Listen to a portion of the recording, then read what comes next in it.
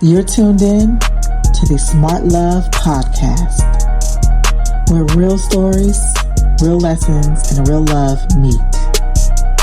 This is your space to grow, heal, and elevate every part of your life, from love and relationships to success and wealth. Consensus is it's us.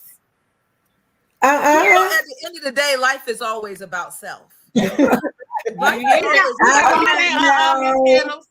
you see in the I think that we are the steward of our own happiness. Did we just put our hands over Sherelle, did you see in the comments? This is what accountability looks like, okay? Like one of the guys looks like. What did you do? You got all the power. Pieces off the I'm board. not giving my power away.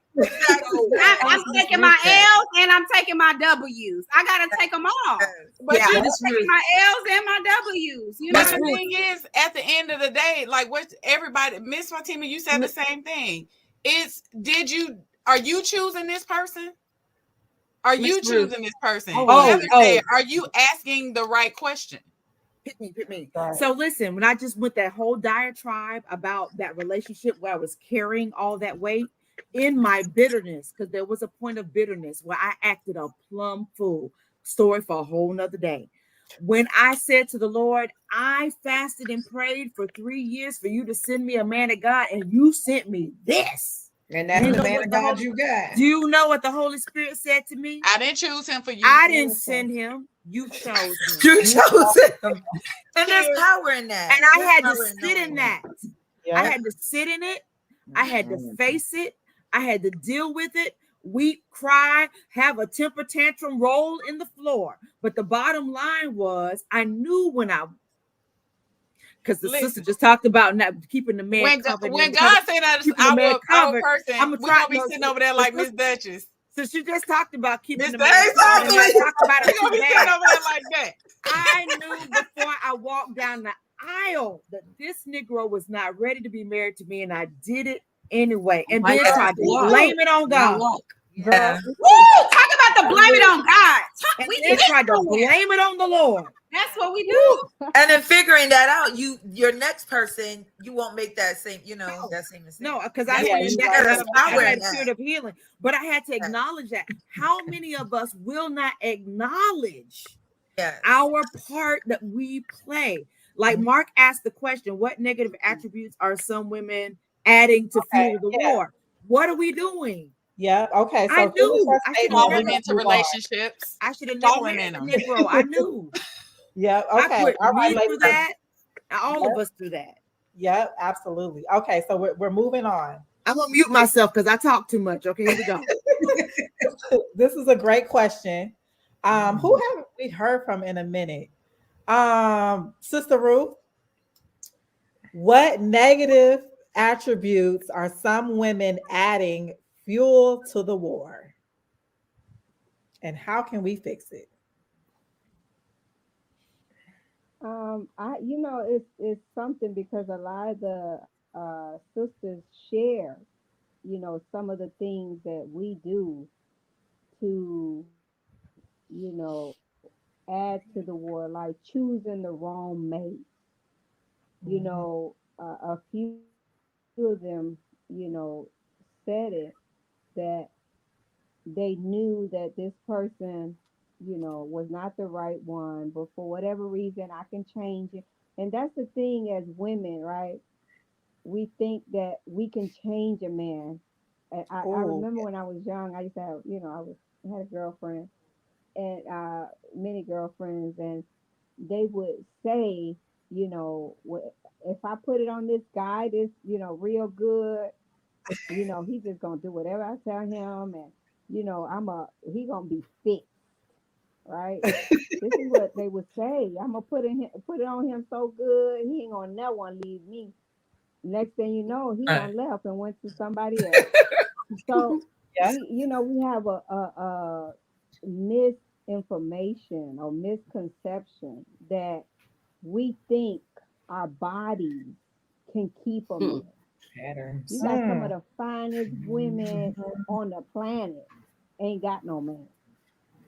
Right. Because it's not the body that keeps the man. God didn't say I'm gonna make Eve fine so that you can do what you're supposed to do by her. That's not what God said. So it's that we have it wrong that we think, giving ourselves. And one of the sisters said about being Christ's wife or being the woman of Christ, you know, and that's what we have to, and that's our problem is that instead of making God our sole, maintainer, provider, when we have these, when we go through these, hard relationships and saying, look, I done made the first mistake, I done messed up. Let me do it right. And let me make God my husband. Mm, Let me focus on making him my man. mm, And when we become, that type of woman, then ain't no Satan's man. Satan ain't got no man. Let's put it that way. You ain't no man until you a man of God. So yeah. you dealing with boys. So you got some boy, acting like he this and he that, and he can only act. The real truth is gonna come out. And when you see it, you can't ignore it. And that's the Yeah. thing that we do as women. We think we can change men. It's Yeah. not us that we can only inspire men. We can't change them if they don't want to be changed. But Right. we have the power. We are so powerful I mean, the black woman is so powerful and she doesn't know it. She has the power to make that man right. Hmm. If all women said we ain't letting no man play with us, and Yeah. all women were serious about that, guess what? Them men will get right overnight. Because ain't no woman let At opening least the in the next door, 7 days. yeah, for them to, mess over. But it's us. Is that we think we can change a man. And a lot Hmm. of times we think we could do it physically. It don't work like that, you know. And so we doing all kind of things. And when you look at us out here, we do so much to try to please men instead of pleasing ourselves, instead of Mm, making ourselves happy. You know, uh, I'm gonna get a big butt. I know this sister, right? She went and got her buttocks done. not the And BBL. yes, What? and so and she was married. But Hmm. guess what? The husband left. He left the big butt and went to a hotel with some other butt. So it's like, What? what are you doing it for? You understand what I'm saying? You doing it for what? For Wow. someone that really don't love you, or it's not really, you think is the physical, but he's showing you that it's not the physical. It's the mind. Because no one has the mind like Sister Sherelle. Nobody has the mind of Sister Duchess or Sister is Skittles? What you call her? Yeah, Yeah, Skittles. Sister Skittles. Skittles. I mean, they are unique and beautiful the way God created them. No one has their fingerprint. No, I mean, they're unique. So when that woman captures that man's mind, ain't no woman on the planet can take that man from her mind because ain't no one else like her. Yeah. But we doing it the wrong way. We have to build that relationship with our Lord. We have to connect and we have to make him sufficient for us in all of our needs. And Mm, when men see that we are a woman of God, you can't play with this because I'm not going to allow you to play with me. I don't right. give a damn how fine you look, how big muscles you got, how much money you got. I don't give a damn about none of that.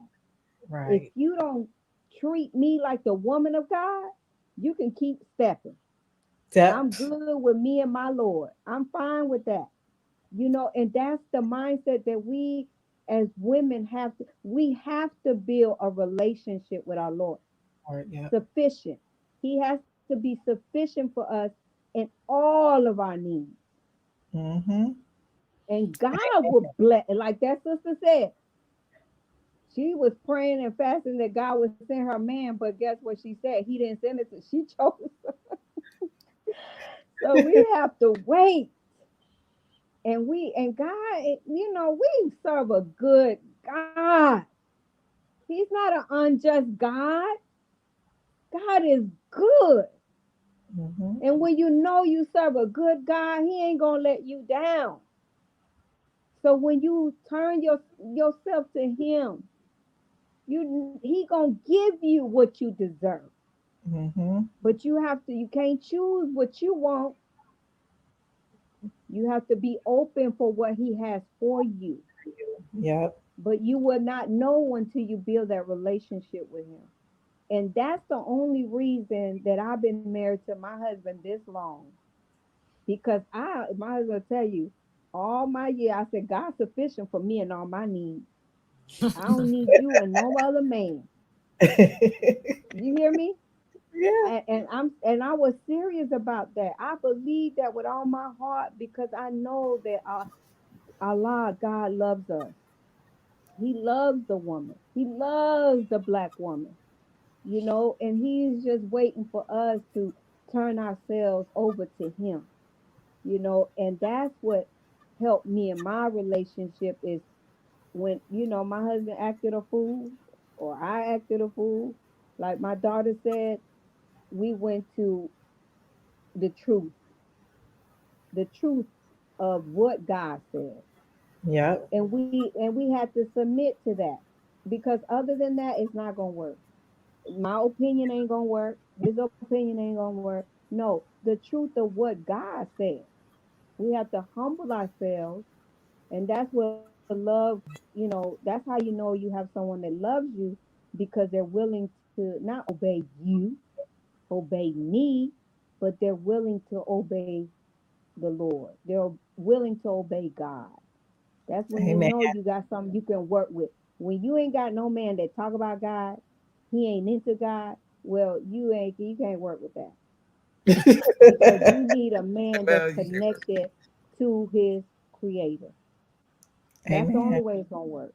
So Yeah. that's what I have to share, Sister LaDonna, from my experience and my, what I have observed these years of being married. And I love my man. I I know ain't, you do it. He loves you. and, Some you know sister what I'm Ruth saying? I mean, say like, about you. I, I mean, I can look at that man and he make me chill. He give me chills. But That's it's so the sweet. God in him. It ain't him, you know. It is Yeah. the God that I have seen come out of him that I'm Mm-hmm. in love with. So that's that's it. I'm finished. That's that. Your voice exudes all of that. I feel happiness when you speak. yeah, Your those voice, Praise yes, God. definitely exudes that happiness for sure. Yes, absolutely. And you know what?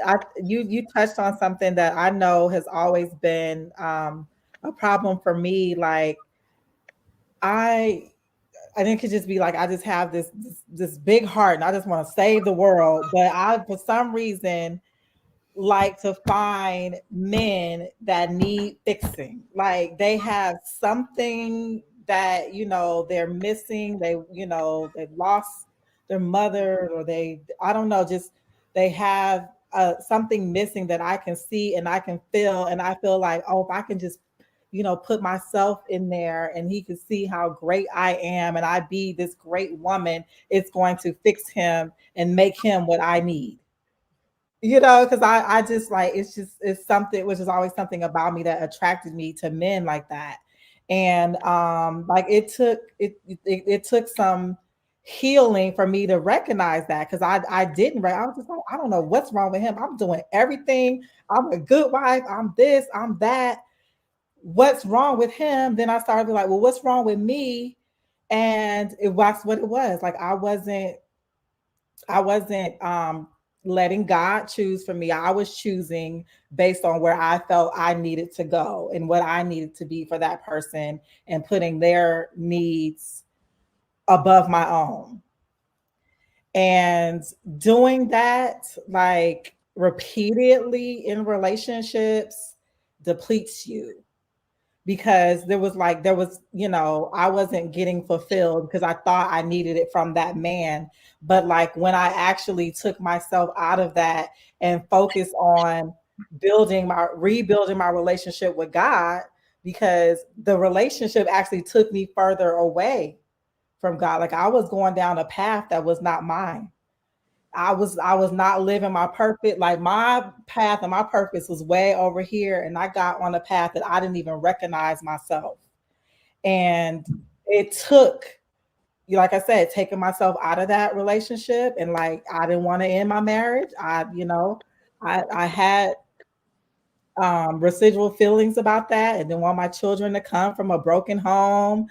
And I think it was Oprah or Dr. Phil or somebody said, it's better for a child to come from a broken home than to be in a broken home. And that was just turn on the light for me. And I think that, just like I said, like you taking myself out of that, choosing myself and my self healing and focusing on my relationship with God has brought me to where I am today. And that's why I'm still single, because I'm just saying, like the man that is going to be my husband, my Boaz, has to, number one, have that relationship with God. I need to see God in him. I need to see the characteristics of God. Like I need, like my requirement, everything on my requirement list has nothing to do with the physical. It's all about how your love for God and how it shows up and how you treat me. So it's hard for men of today to understand that and to even live up to that. And so it's like I just have to wait on God because I can't find him. I've been looking. I don't know where he is. I do got a question. I got a question for you, Sister LaDonna, because you touched on something, and my mother kind of touched on it, and I think that it's something that needs clarity, right? So, you touched on the fact that you basically were choosing men based on a desire and a need to help, and I think many of us as women can relate to that, right? Like, oh, the stray puppy, can't let it, just die outside, So I think we can all relate to that. But my question to you is, going through that process of coming to the realization that you were doing that, mm-hmm. Where do you feel like that desire to seek out those kind of men stemmed from, considering that you had a phenomenal example of a father? Mm-hmm. Where did that, kind of thought process come from? Mm-hmm. How did you resolve it? Right. And I think that came from me wanting to create like my idea of a man instead of him coming to me already whole. It was like I felt like I could, what I'm saying? Like I could, like build a bear. Build a bear. You go and you make yourself. Yeah, if I could just, because if I could just do all the things that he needs, I can be the woman that, what I'm saying, I can cook, I can clean, I can, I'm freaking the sheep, so whatever you need, raise the children. I felt like I could build that man. And maybe it was because I didn't see him. Like I didn't see the ideal man in my life. Like I didn't see a lot of men like my father who were like, providers. I saw a lot of men who were like, especially where I come from, they like to use women, like the women, were kind of like an asset to them. Like, you have men that won't work or can't work or don't work, and the woman taking up the slack. And like, I never saw like the ideal man that I wanted. So maybe I started to believe that he didn't exist and I needed to like build a bear. I think that's what it was. Like I didn't see it. And to be honest, I still haven't seen it. So but I'm not building them. So I'll just be have a question, LaDonna. So if you don't see him, I mean, do you really know what he looks like for you? I mean, because my dad always told me, because my dad, I still have my dad in my life, and he has seen how guys have changed over time with what's going on in the world and how to. He told me that I would never find a him. So I was looking for my dad. He was like, "You will never find a me." He said, "But you need to find somebody that is equally as good to you." So when I stopped looking for my dad, like how he is exactly, because we have to realize people are different, and your person may come with some, because dad is a superhero in your eyes, right?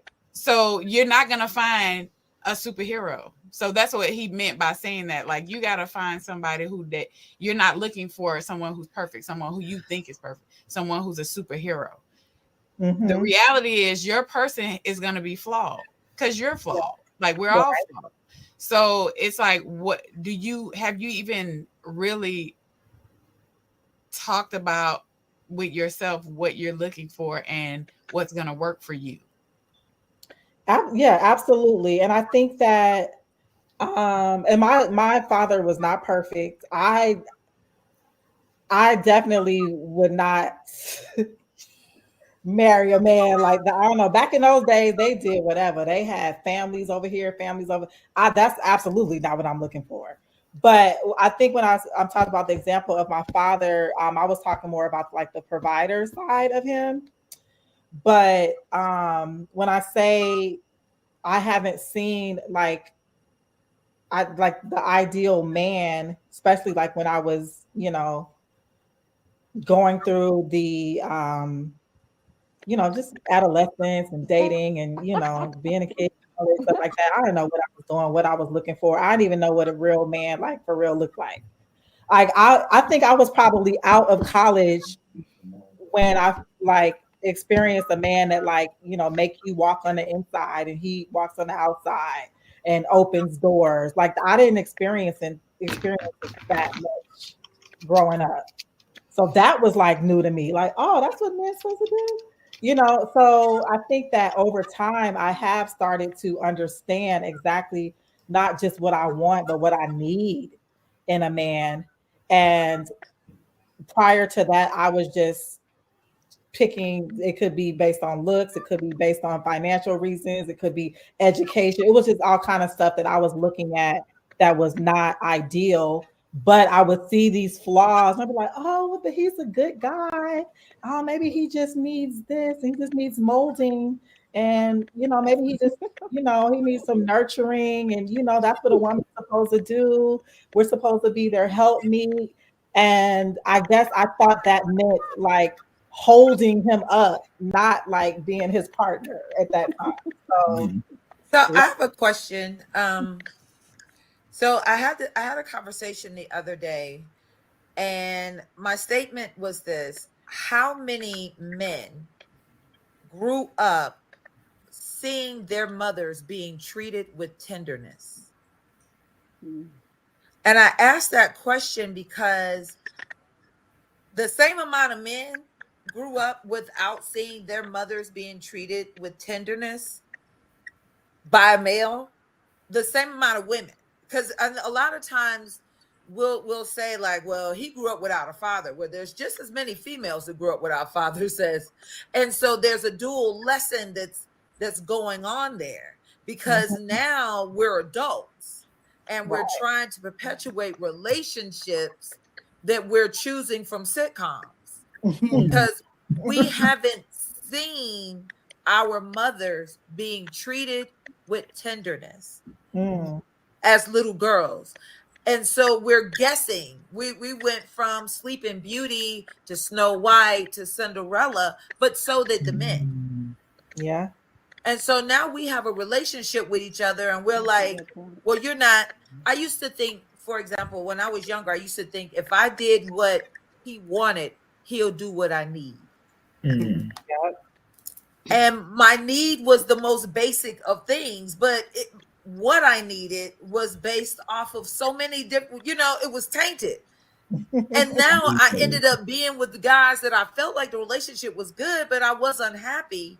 And I learned as I got older, it's because I was getting what I needed a lot of times. I just didn't know it. Mm-hmm. And I think it's because we're learning on the job. We're learning on the job, and so are they. I mean, it wasn't until after slavery that a man could even claim his family, a black man. Because if you had children and a wife, they belonged to your master. So I think we're at a learning curve.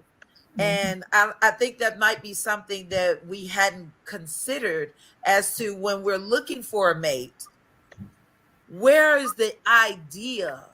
Like, for example, I always said too, I wanted a man like my dad. And I dated a man like my dad, and I was like, I don't like this. I thought my dad was dope. Like, he was so dope. Different. He might ask my mama, and she would say he does not make the sun rise. And he had no, he was a provider. He protected me, you know what I'm saying? He didn't have any vices. He was educated, all of the check things, but he was also complicated and stubborn and had a huge ego, which, yeah, in a lot of ways I found a lot of men like my dad. Because, I mean, a man gonna have an ego. But does that mean he's not giving me what I need, though? Right. And where's that list truly coming from? If it's coming from a fairy tale, it's going to be wrong for me and him. Right. And so I'm not sure in our community if we really know, if we have examples of what we're looking for, or if we recognize that we're learning on the job. But Heather, I think you bring up a great point. So you brought up the point about tenderness. And I think like we've talked a lot about where we've come from and our own personal experiences. I think also we need to keep in mind where society is right now. Because right now in our society, the Black woman it's all about being soft. We've been the strong Black woman for a long time, and we've seen our grandmothers and our mothers be strong Black women, and probably all of us could give our strong Black woman story. But that whole concept of being soft, and like I don't want to be strong in this moment, and that's what you're talking about, women being used in tenderness. And the ghost, you're gonna have to tell us how to pronounce your name because we ain't never got it right.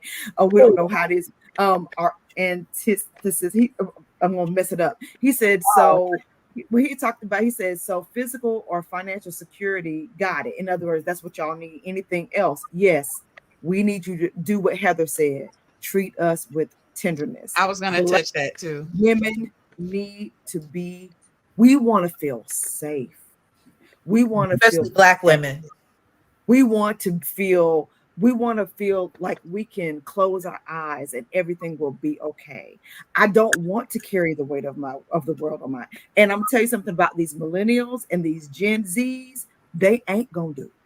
Okay. So if we're talking about the state or the war on Black love, if you're looking for women to carry the weight of the world, Gen X, we might be the end of it. And I'm gonna tell you right now, we tired. We're listening to the younger sisters and we throwing it off too. So Heather, you hit on an amazing point.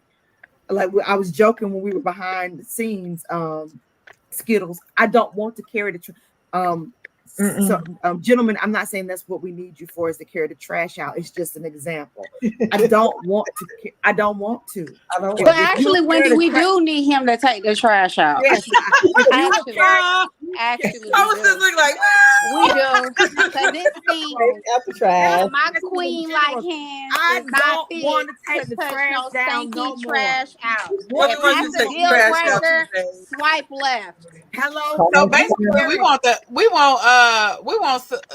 Mother Queen Ruth. We want her man, like somebody. No, like we don't. That's her. And man. we want to release it. We want to. I don't want to be strong. Yeah, so let's break it. So let's break it down, and I think this is how we're gonna close out. And talk to us, not at us. Yes, hello. Okay, so we each can go around and give a couple things that we're looking for from our men to help us in this war on Black love. Okay, start with you, Skittles. Oh wow. Okay, so just going off of personal experience.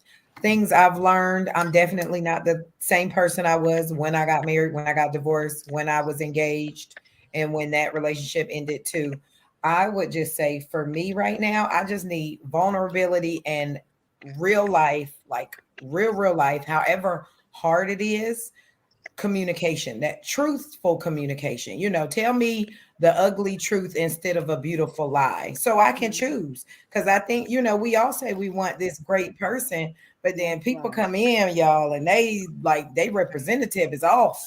So yeah, I'm thinking you're a godly man and you can quote these scriptures and you go to church and they know you and you can show me stuff.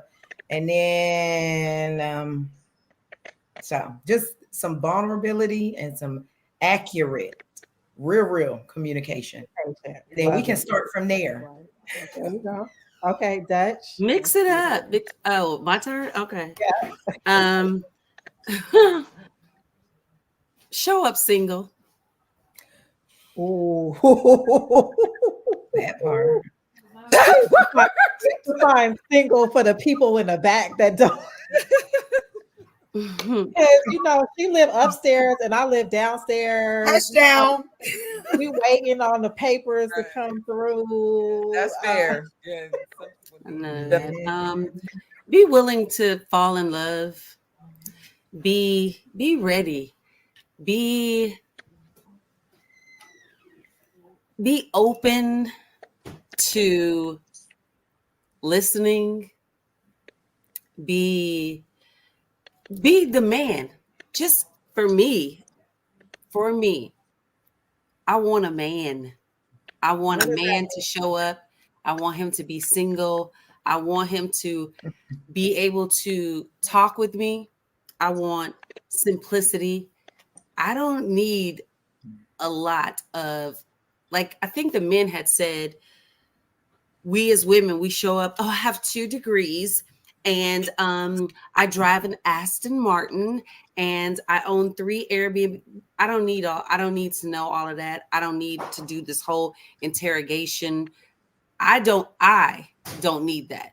For me, for my man, my husband, show up single. Let's talk. Let's get to know each other. Let's be honest. And let's be on the same path. And let me be the woman, because I want that leader. I want that man there. I want to be able to, we all different. So your household be different from mine. But I just need him to show up single and not the representative, like Skittles said. As Mark had one of his segments about, have you ever been bombed? What was it? Love bombed. Love bombed. I don't want no bombs over Baghdad, Atlanta.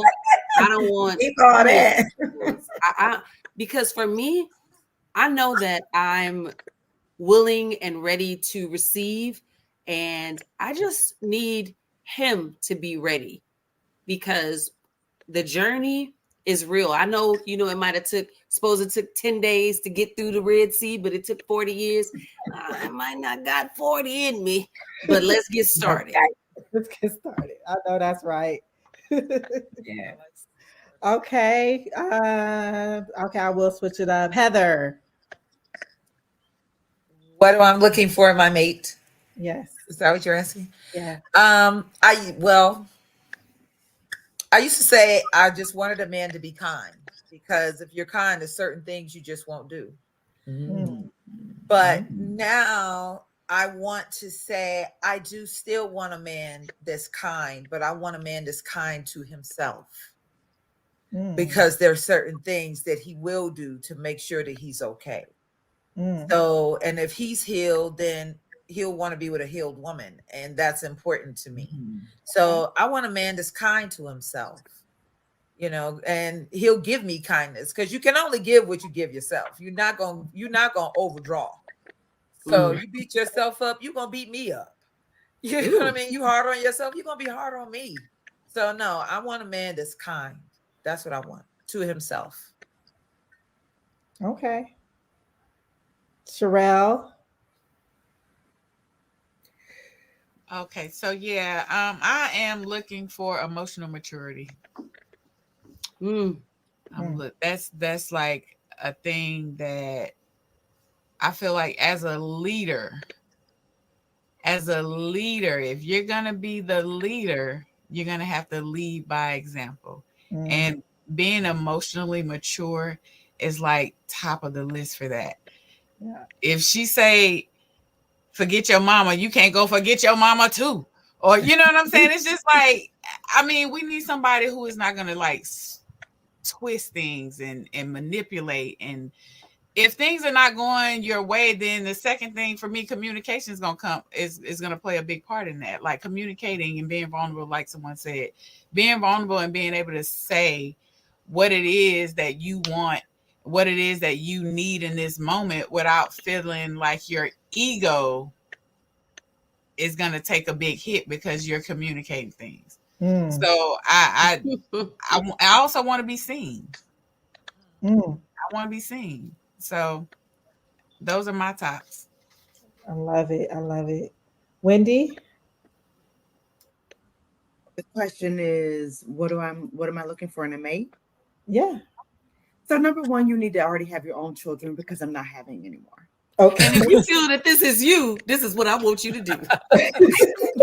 So number one, come to the table with your own kids, or as the Queen of she came with her own stuff. So come with your own stuff. No, seriously, I have to feel safe, right? I need to be able to be in a place where I can be my whole self. Being a woman who is a preacher and a minister in the gospel, sometimes I don't need to pretend like I'm not who I am with you so that you feel comfortable. I know how to submit. I know how to follow. I know when to lead, and I know when to love and to be soft. I just want a soft place that I can be in, and I just need a place that I can be with someone. I spend my life outside of my home telling other people what to do. When I come in my home, I would love for somebody to tell me where we're going, what we're going to do, how we're going to do it, and be able to trust that. Yes. That's all. And if you're out there, sorry. Oh, no, she's not done.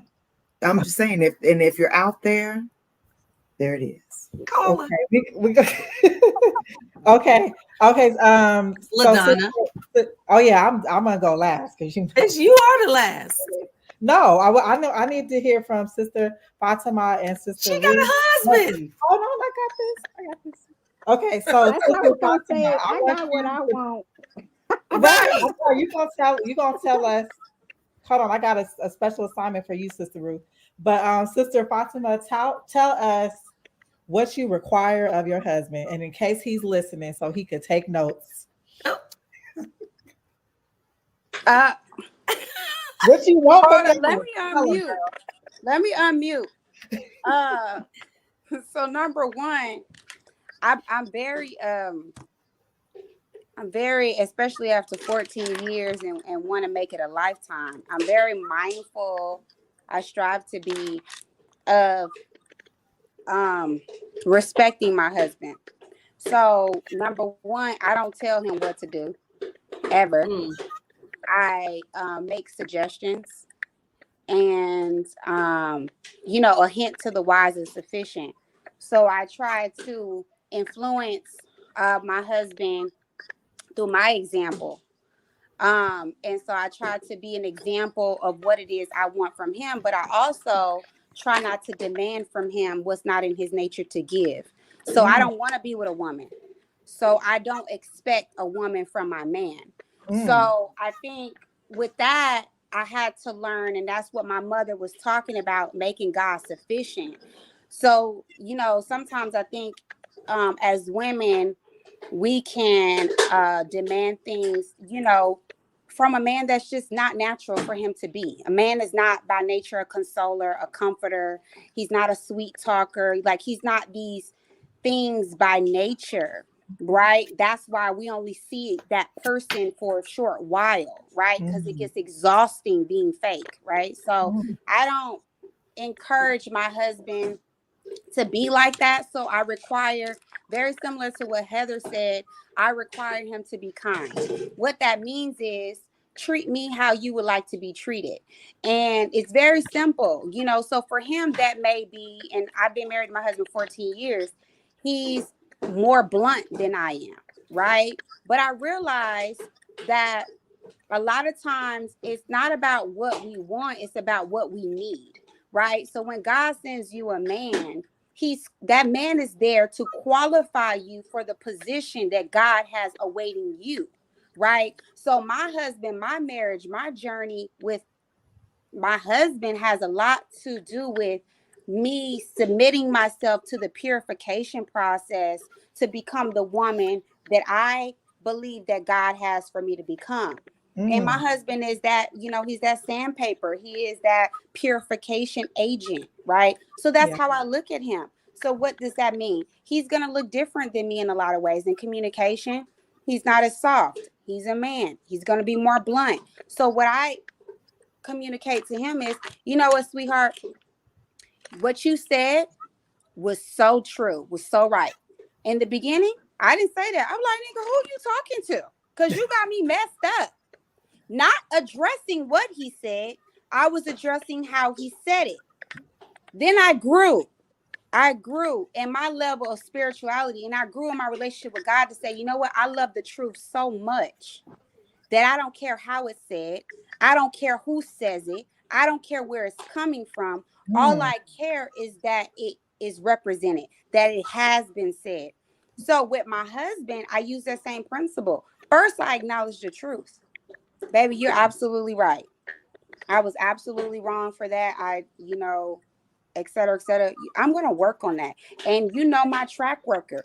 My word is my bond. If I say I'm going to improve on something, you see it in action, right? So I'm a keeper of my word. I'm a doer of my word. I express that. Then I follow that up with, because now I disarmed him.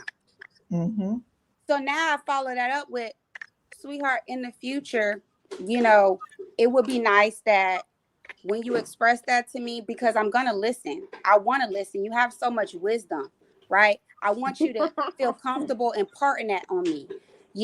I'm a willing student. I just would like in the future that you show me a little more grace in your tone, right? You're a little bit more patient with your temperament, right? Because these are qualities not of male and female. These are qualities of God. Because in chapter 13, Corinthians chapter 12, verse 1 through 12, it says love is patient, love is kind, love is long suffering, love records no wrong, right? So these are qualities of love.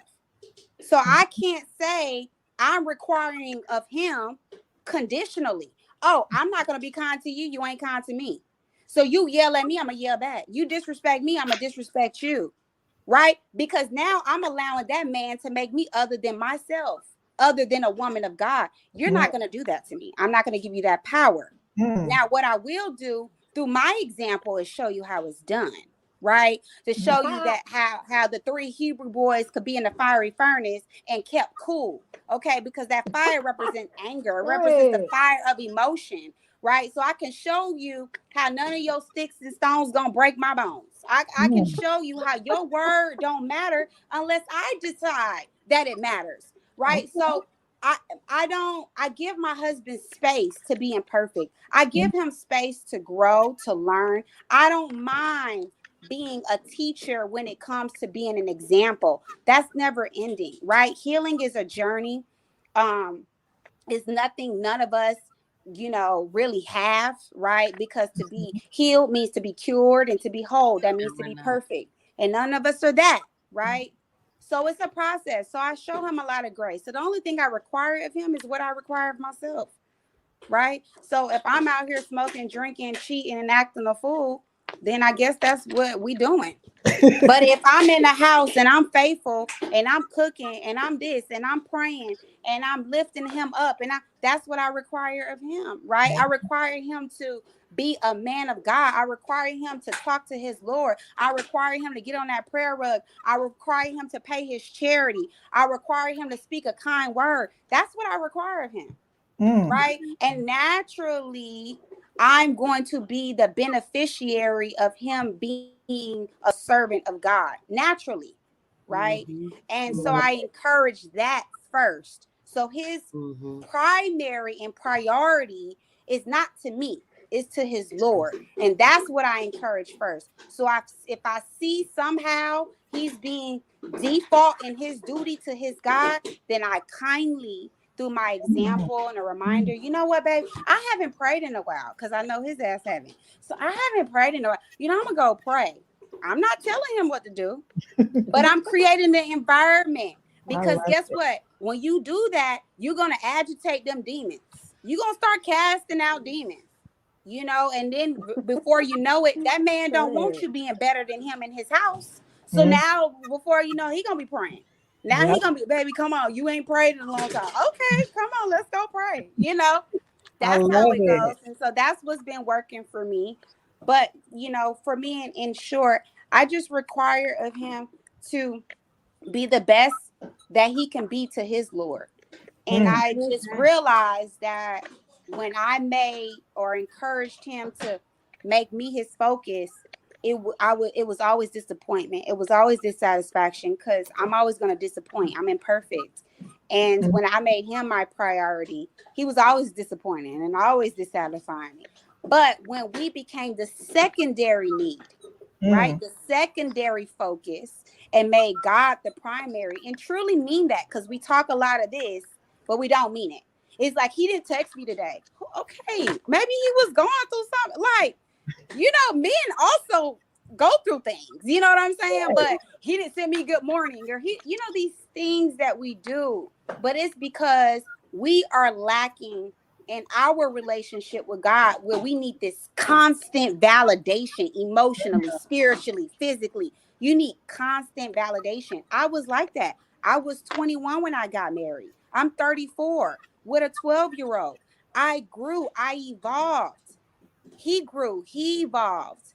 And I'm sure if a lot of you were to see my marriage or the open book, you're like, that's not a great marriage. She should have been left that nigga. Da, da, da, da. But at the end of the day, that's why we don't put our faith and trust in man. We put our faith and trust in God, because my marriage, my life is a testimony, and it is a proven fact that God is real and his word is true. And whatever he promised us, he will give us. And his way works. Fatima way does not work. My husband way don't work. But God's way, we have found to work. Now we're in a happy, thriving marriage. I love my man. You know, he upgraded my ring. I left the other one. But y'all see, my ring is good. It's nice, y'all. It's nice. Okay. So yeah, you know, I love my man. I love that. So here we are. Yeah. My man, my man, my man. My man, my man, my man. My man, my man. And you drop so many like nuggets for us, you know, single women. Once we, you know, get our man, how, you know, we can make it last, you know, 14, then on to 24, then 34 years, you know, and beyond. So I love all of that. Sister Ruth, if you could wait, are all your daughters married now? Wait. Where is, I don't even know where everyone is, but if you were to get, I have two single. okay. So what do you want for your daughters in a man?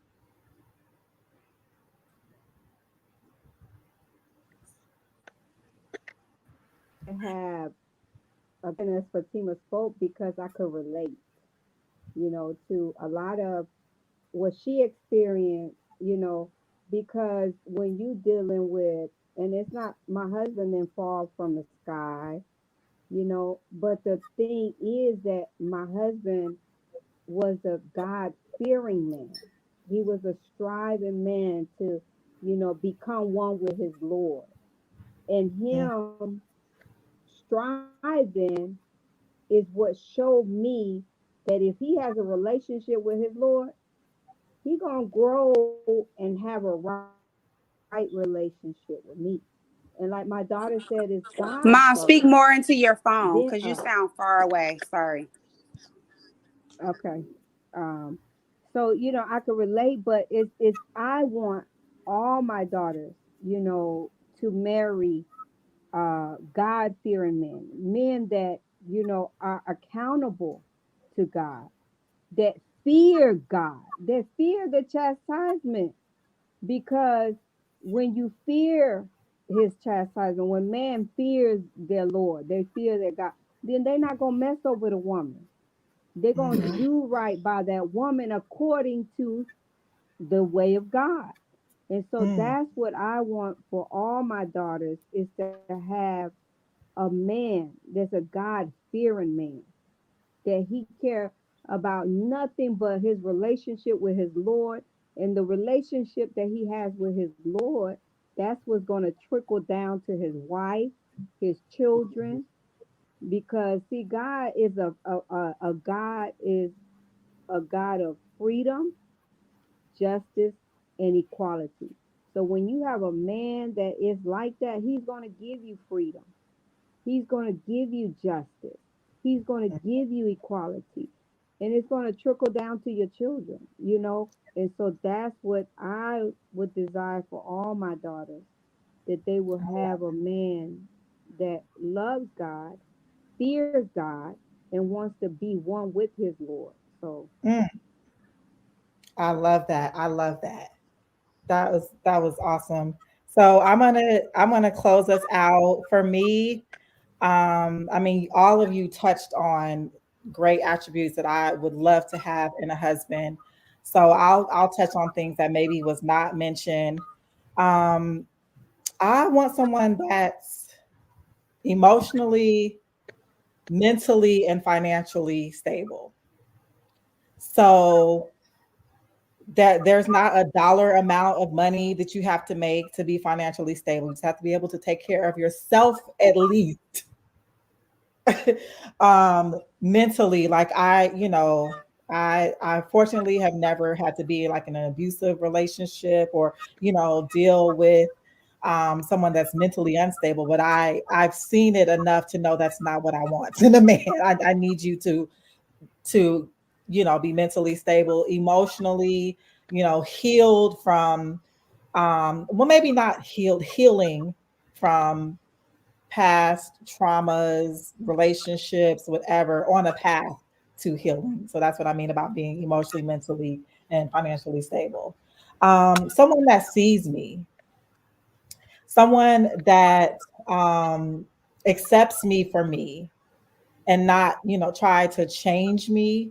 Now, of course, in a relationship, and as humans, we want to grow and we will grow together, but I need you to accept me as I am, because I'm perfect in God's eyes, and I'm working on the things that are imperfect. But I don't need you to change me. um and it's also it's important that I have a partner that I can build with. Like, I don't want to be I'm not a housewife type of woman. I have too many gifts that God has given me, and I want to build with you. I want to build a legacy for our children. I want to be your partner. I'm not trying to I'm not trying to compete with you. I'm not trying to figure out who's gonna be the boss of the household. No, I want to be your partner. I want my man to be my best friend, someone that I can have fun with, someone that I can pray with, like travel with, do all the things that I love to do, and as well appreciate our time apart. And someone that's loyal. I think everything that we've named, I don't feel like anything is outrageous. I don't feel like any of this is, too much to ask for. I think that we, Maybe in one man, Sister LaDonna, I think maybe it's a in one lot minute, to ask for. Have y'all looked but we outside? ain't gonna share the same bed. We ain't gonna share the same bed. Ah! What I require is I'm not teasing. I'm teasing. necessarily. No, because I'm saying you might meet a man who might be a little bit more introverted because Yeah, that's what you need. So you might have to be that person to expose him to travel, expose him to the fine. You get what I'm saying? So, yeah, you're right. being Yeah, a little bit more open-minded in those and some of those I think like requirements, because that's the same for me. Like, I'm super outgoing. I come from a big family. My husband comes from a broken home. I come from a 2-parent household. He comes from a broken home. He has no sisters. I have 6 sisters, 2 brothers. Totally different. I'm from the South. He's from the West Coast. He's come from gang banging. I come from zones. You know what I mean? Like totally different, even beyond religion. So many cultural differences. I had to be willing to compromise. Absolutely. I hated comedy movies in the beginning. And I know you said we're closing, but I just want to throw some realistic stuff out. You know what I mean? Like I hated comedy in the beginning. I'm a horror film person. My mom, like, something's wrong with you. Like, I don't know why you like that gory stuff. But I've always been like that. My husband never liked horror films or thrillers. Mm-hmm. It's always comedy. I'm like, this is not funny. Like, I don't want to watch it. You know what I mean?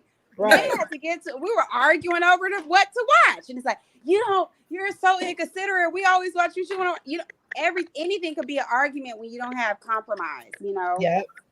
And so I had to start compromising. And now it's like, literally, I'm telling you, it's so second nature to him. He'll pass me the remote if he know he's been watching it all day and I've been like cleaning or doing this or that. He's like, baby, whatever you want to watch. Like 14 years later, but we here. You know what I mean? We here. I love it. And I am definitely open to someone that doesn't meet every single thing, and it's really going to be about like more so what I need and what God feels like I need, because I don't know, I'm learning this as I go, and every time I get something that I don't want, I add something else to the list. Okay, I mean no, I know what you mean. I know what you mean. You know what, Madonna? Your next show should be when to say when, because I think when.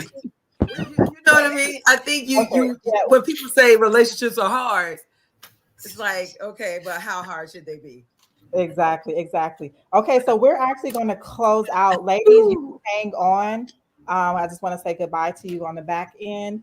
But thanks everyone for joining us. This was a great conversation. I really, really, really appreciated everyone's input. We had some great conversation, and we're going to continue. I'm going to have y'all all back on, different topics, different things. And thank you so much. I really appreciate it. Thanks everyone. It was a pleasure meeting you all. Yes, and thanks everyone. The pleasure was all mine. Yes, and thanks everyone that was in the chat. We are coming back together on Thursday. I'm going to check everyone with their availability with the men. And so I'll see, who's all available, and we're gonna, not Brother Stanley and Sister Ruth on the same chat. Oh my God! Oh, y'all know they better be. I'm here for it. I'm here for it. All right, thanks everyone. You all hang on. Good night. Good night. Okay. Make sure you hit that subscribe button on YouTube. It's all about that smart love. Get you some.